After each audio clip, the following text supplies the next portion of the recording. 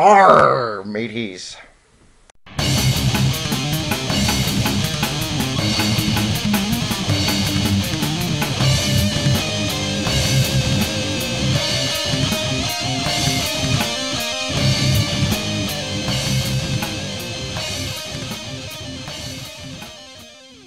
So someone requested that I do a vid with my thoughts on internet pirating. So it's an interesting subject. I looked into it. I found some interesting statistics, actually. One thing that I saw that was pointed out was that despite what people like the record industry will try to lead you to believe, pirating is not stealing. When you go into a store, if you go into a store, you take an item off the shelf, put it in your pocket and walk out of the store, there is one less of that item on the shelf for someone else to buy, and therefore just a little bit less profit for that store to make. Because that is a physical object. It costs money to make that. When you pirate, you download a copy of something. An item on the shelf just doesn't magically poof up into a burst of smoke when you push that download button. Now, there's also the argument that it could be theft because you're not paying for an album you would have paid for if you hadn't pirated it. Well, here I'm going to quote Steve Murphy from the Perpetual Post. He says, just because someone downloads something that's easily available doesn't mean that if asked to pay for it, they'd pony up the cash. People are more likely to take a chance on something they know nothing about if it's free. If you, say you are in a record store, a CD store, you see a band on this shelf that you've never heard of. Never ever heard of them. You know nothing about them. Are you more likely to buy that album or go home and pirate it just to check it out?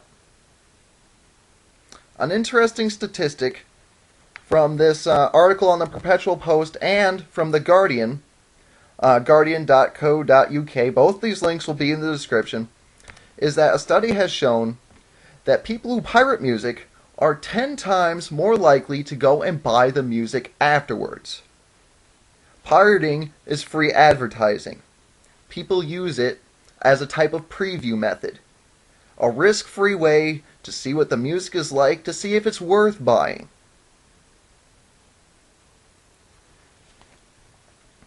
Another interesting thing is a statistic that has shown that bands actually make more money from concerts than they do through CDs and whatnot.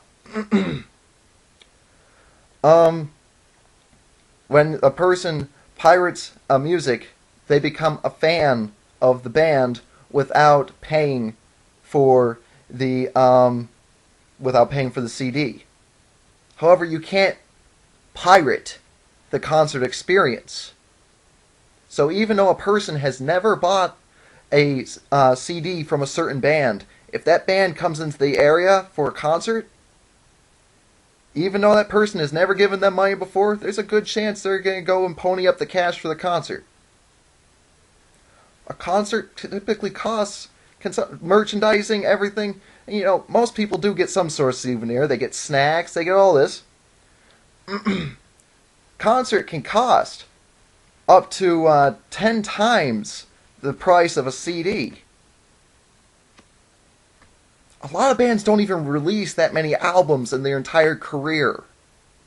Some bands have actually caught on to this statistic and have started releasing albums for free to boost their concert sales. For instance, back in 2007, Radiohead released an album for free. Prince has released an album for free. In fact, after he released his free album, he announced a 21 location tour that actually all 21 tour dates sold out completely. Actually, just this Christmas, the Gorillaz are releasing an album for free.